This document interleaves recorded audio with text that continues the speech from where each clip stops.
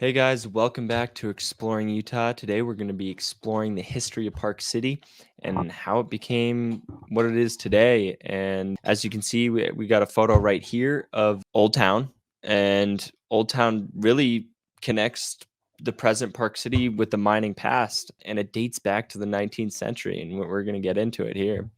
So, starting with Colonial Patrick O'Connor. He brought federal troops to mine in 1962 and encouraged mineral prospecting to gain more control and dilute the local Mormon population.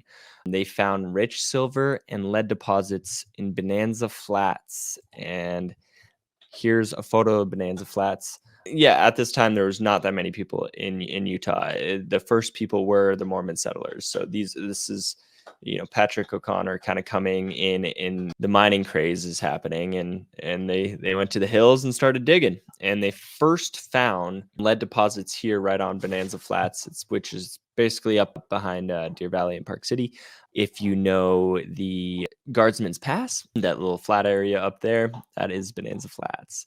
But this was called the Flagstaff mine in the late 1860s. Or I think this photo was from the late 1860s. Towards the late 1860s, the Transcontinental Railroad completion in 1869 was very crucial for Park City and mining in general. This enabled transportation of, exporting everything, and definitely grew the region here for mining because you could export, what you found. And in 1872, the main mine was the Ontario mine here. This is up in the canyon between Park City and Deer Valley. And once this got up and going, then not too long after, because this was 1872, not too long after in 1884, Park City was incorporated. Boom. At this time, Park City had become a full mining town, mining lead, silver, zinc, and gold, mostly out of that Ontario mine. And then the next big mine came in 1892 that became one of the most famous mines in the world. As you can see here, this is an older photo of it, and this is a newer photo of it. This is not you can kind of see what that used to look like, which is really cool because you can ski right past it and check it out. You can ski past that one too. Right below it is a ski run as well.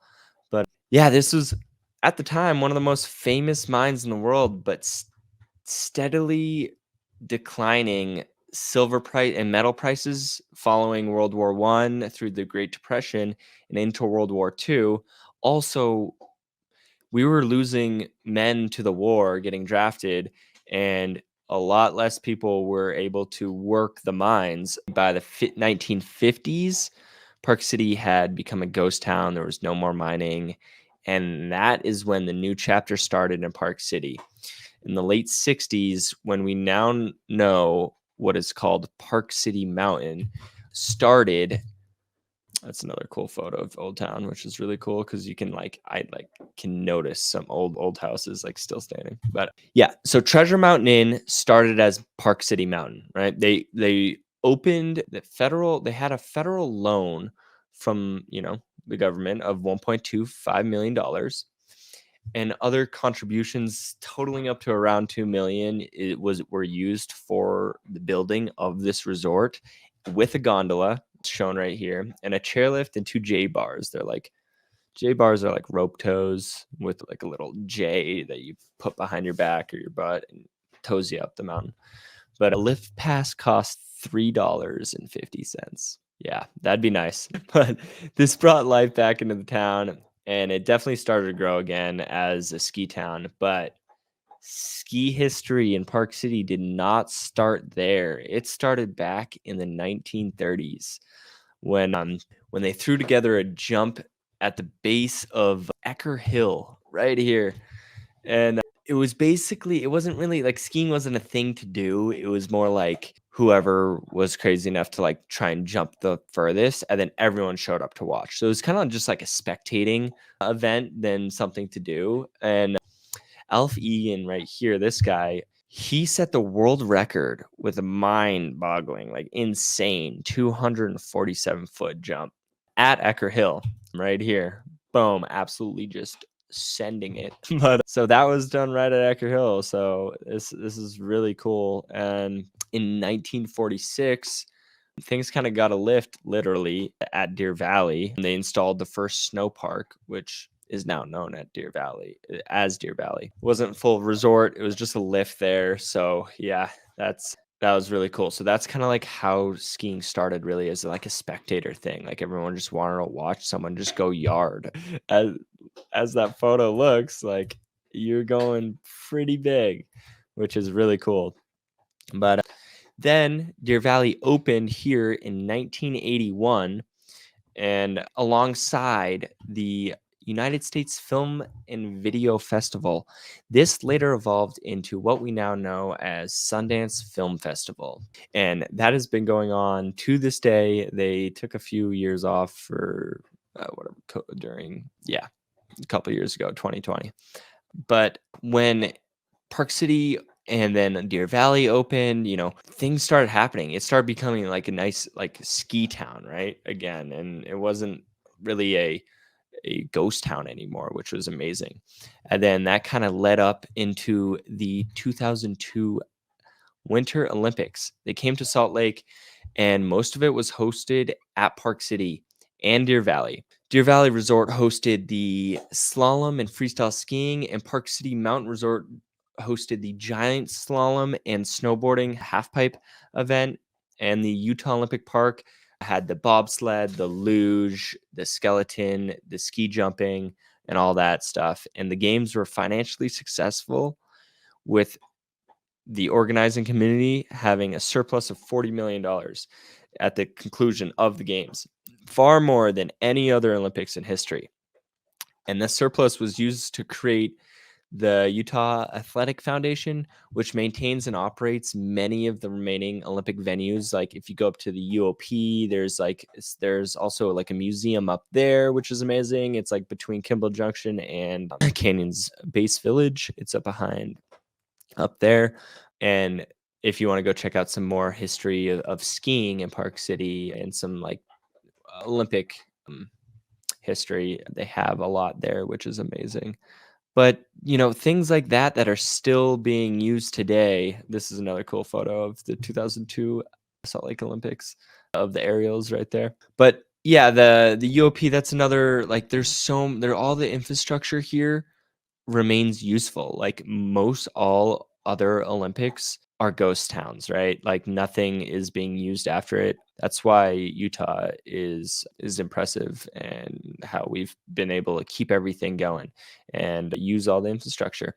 And that's a huge reason why I moved to Park City, because I mean, when I was starting my World Cup career, I moved out to Park City in 2014 because they had all the infrastructure, and we had a major airport really close.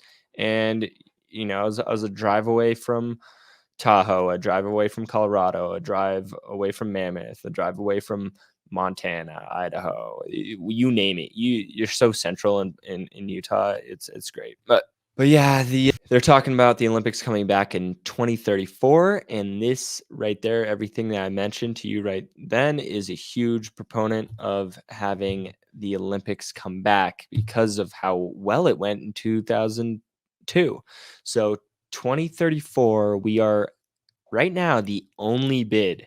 So there's a very high likelihood that we will have the Olympics coming here in 2034. And I mean, I used to live with a gold medalist, an Olympic gold medalist. And, everyone that I know, I competed World Cups for 10 years. So everyone I know that's talking about it is being like, basically like, hey, we're going to have the Olympics in 2034.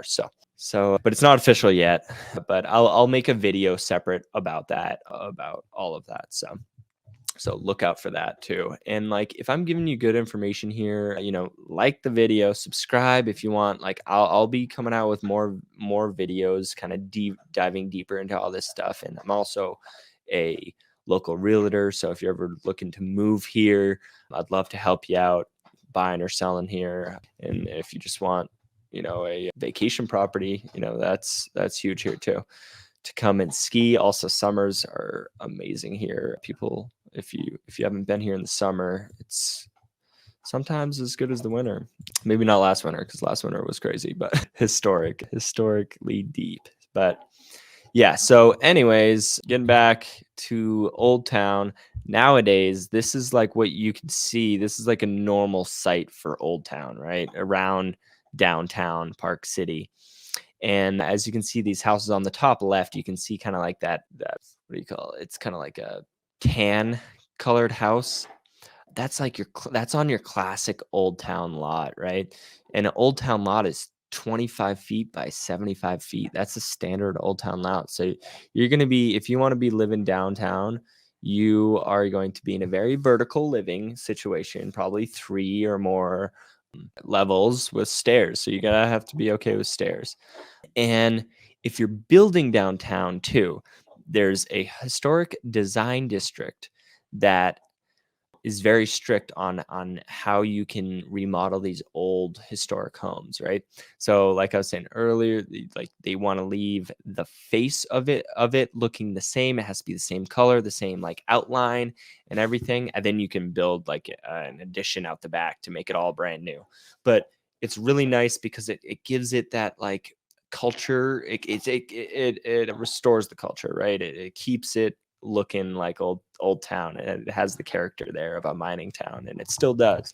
And like all these colors, they were probably that color to begin with, and they were like, hey, you can't change the color, you got to keep it the same. So anyways, we are going to now jump over, and I'm going to show you here. Sorry. So this is the bottom of, it's not quite Main Street. Here we go. Here's the bottom of Main Street right here. And this is where the ski run comes down. You can see right there through there. Let me kind of boom, that's the ski lift right there. And in the winter this is all snow, and you can ski all the way down to Main Street right here, which is pretty amazing. And Colley's is a nice sports bar and grill right there, so you can get off the slopes, have a beer and maybe get back on if you feel still feeling good to to ski at that point. But yep, kind of just gonna go up Park City. Here's my office right here, Keller Williams right there. Thought I'd give it a shout out, but we are moving up to downtown Park City right here. I did want to show you on that other side. This is Park Ave. This is the other street next to where the lift goes to downtown. Right here. I don't want to miss this. You can kind of actually see one of the old towers here, which is really cool. So they left that there. And then this is a well-known High West Distillery. So if you know their whiskeys, they're pretty popular. So, and then also might as well shout out Devon's. This is amazing too. If you want to come off, get some pizza, and then go back skiing. Devon's is great. I love it. For locals, love that place. So that's a great little hole in the wall there. But back to Main Street, right? So if I took a left there, then Devon's is right there, basically. So, all right, we're kind of gonna head uptown. I don't know if I like passed anything here. What was right there? Let me try and give you guys a little bit better of a view here. There we go. All right. So basically Old Town, this is Claim Jumper. This is an old historic building, nice brick building. So actually, I think it was 1900s or the late 1800s. I think it was like 1890. Don't quote me on the actual year, but there was a huge fire that ripped through Park City and basically burnt down the whole town. And so they rebuilt, and that's why you'll see a lot of brick structures. The older stuff is brick here. Well, I guess the old stuff is wood that didn't burn down. But coming up here, there's a lot of galleries. This is River Horse on Main. This is one of the nicer restaurants here. I had elk there that was just amazing. I think one of the better pieces of meat that I've ever ate, but that was good. Park City Museum. If you liked this video and you liked everything, history in Park City, go check out Park City Museum. A lot of the information I sourced was from Park City Museum. So definitely check that out if you are coming to town. It's right across from the North Face right here. But yeah, kind of coming up more on Park City, Main Street. You got 501 Main, and then you got the post office, which is pretty cool, old looking post office. And then you got the No Name Saloon. So I'm going to do a video interviewing them, talking about the history there. It's an amazing place to eat and drink. They are, as you can see here, just like hanging from the rafters, old motorcycles and stuff. Like, it's basically a museum walking through that place. Oh man, okay, what just happened? I'm gonna go throw me back down here, and we are right where we left off. All right, so Park City Live. So, but that is now called the Marquee. But right next to it is Oh Shucks Bar and Grill. That's gonna be like your dive bar, right? It's like a hallway bar. And then you're gonna have the Cabin, which has downstairs, has live music and stuff like that. And yeah, the Marquee has, major headliners, art galleries all up and down Main Street. They're everywhere, which is super cool. There's boutiques, so you can get, locally crafted or just like one of a kind things here, which is really cool. Canteen is another place. Roots. We're kind of coming up here. Here's another bar, that's Spur Bar and Grill. They have live music out back, and then during the day they have live music up top with a rooftop, and then you got more shopping. So shopping on Main Street is pretty cool. You got the Cool store, subconsciously, I think that's why I said cool. Lululemon, and then this is the Egyptian Theater. Like I was saying, with the fire ripping through Main Street, the Egyptian Theater burnt down, and they rebuilt it in the early 1900s. And there was a craze for Egyptian architecture at the time, and we have some guy, I think from California, came and designed this, and now that's been the staple for Sundance Film Festival for sure. And so the eating establishment right here is a good place to eat as well. And then you kind of coming up, and you got the Tequila. That's an amazing place for Mexican. Firewood's good pizza. And coming up, there's Wasatch Brewery. And then boom, we got the Treasure Mountain Inn. Remember that from earlier in the video? Boop. Got the Treasure Mountain Inn. That was the start of Park City Mountain, right? So that is one of the older buildings here. Actually, one of the oldest buildings is this thing right here. I can't remember exactly how old it is, but it's definitely old. Yeah. And then you kind of going up daily, and then kind of see more of these houses that are classic old town houses, like this little thing. Boop. But yeah, so that's what we got going on here. Thank you guys for sticking around to the end. And like I was saying, thanks for coming to the channel. I'll be coming out with more videos with diving deep into other things. So, and if you're moving to Park City and want to ask some questions, my phone number is right here.